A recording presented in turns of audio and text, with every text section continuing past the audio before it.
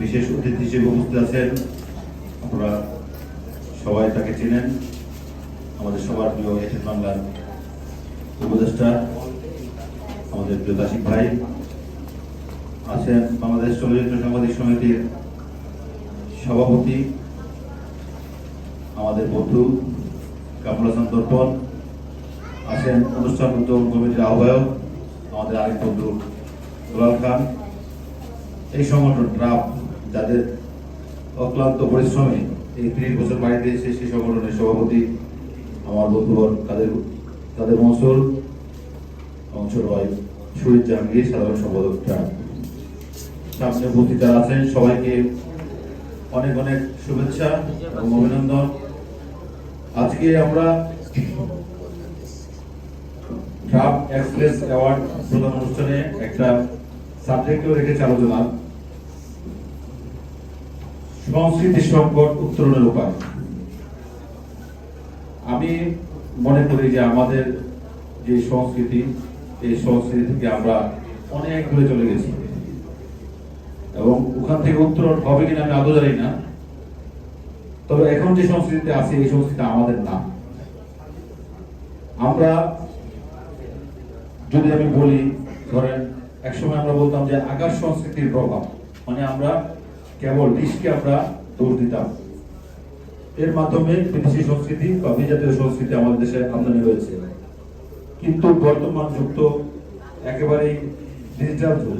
আপনি আর এখন কেবল নেটওয়ার্কের প্রয়োজন নাই, আপনার হ্যান্ডসেট দিয়ে সারা ওয়ার্ল্ড আপনি বিচরণ করতে পারছেন। সুতরাং আমাদের সংস্কৃতি অলরেডি কলুষিত হয়ে গেছে। আপনি দেখবেন, আমি যদি কম্পেয়ার করি, যদি পোশাকের সংস্কৃতি বলি, আপনি পার্শ্ববর্তী দেশ ভারত বলেন বা পাকিস্তান বলেন, আমাদের যারা নেইবার আছে, পাকিস্তানে দেখবেন যে তাদের কাপড়ি পরে ওরা স্কুলে যাচ্ছে, ওরা সকল কাজ শ্রমিক টমিক আছে, তাদের যে পোশাক একই ধরনের পোশাক, এবং এটাতে এরা গর্ববোধ করে। শুধুমাত্র ইন্টারন্যাশনাল কোনো ইভেন্ট ছাড়া ওরা লোকাল সমস্ত কাজে ওদের জাতীয় পোশাক পরিধান করে। ইন্ডিয়াতেও ধরেন কলকাতাতেও ধুতি এবং পাঞ্জাবির একটা প্রভাব রয়েছে। কিন্তু আমাদের এখানে আমাদের আমাদের আমাদের আমাদের যে পোশাক আমরা মিশ্র হয়ে গেছি, কিছুটা ইন্ডিয়ান কিছুটা ওয়েস্টার্ন। এটা আসলে একটা খিচুড়ির মতো অবস্থা হয়ে গেছে। শুধু পোশাকটা বললাম আমি। আপনি দেখবেন এই কিছুদিন আগে দেখলাম একটা অ্যাওয়ার্ড প্রোগ্রামে এক মডেল নাকি একটা মেয়ে, এটা ভাইরাল খুব, ও একটা অ্যাওয়ার্ড দিতে গিয়েছে, এটা খুব ভাইরাল।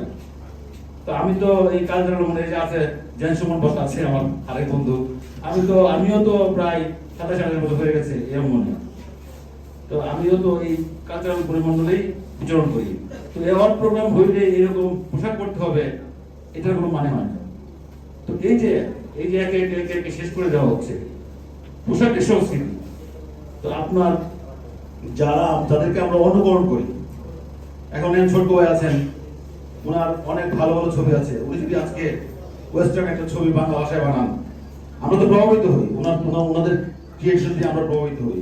একটা মডেল যদি একটা পোশাক পরিধান করে, সেখানে যদি যা থাকে এটা আমরা ফলো করি। তো এই যে বিষয়গুলা দায়িত্ব কিন্তু আসলে পাবলিকের চেয়ে আমাদের বেশি। আমরা যারা মিডিয়াতে আছি, যারা আমরা সমাজ পরিবর্তনের হাতিয়ার, ধরেন ফিল্ম বলেন, নাটক বলেন, মাস মিডিয়া যেগুলি আছে, আমরা কিন্তু এই সংস্কৃতি থেকে উত্তরণের জন্য প্রধান ব্যক্তি বা প্রধান চালিকা।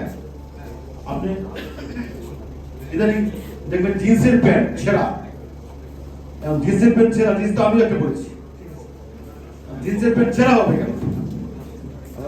হয়তো কোন হিরো রাস্তায় পড়ে গিয়েছিল, পরে প্যান্টটা ছিঁড়ে গিয়েছিল, সে ওইটা সেলাই করার সুযোগ পায়নি, হেঁটে গেছে, একটা ছবি এসেছে, ওইটা দিয়ে কোনো করতে করতে ছিঁড়তেছে, এমন অবস্থা মানে 80% হচ্ছে কাপড় ফেলে দেওয়া হয় আর 20% কাপড়। তো এই যে আমাদের মনস্তাত্ত্বিক যেই পরিবর্তনগুলো ঘটছে, আমি শুধু একটা জায়গায় বললাম, শুধু পোশাক। আপনি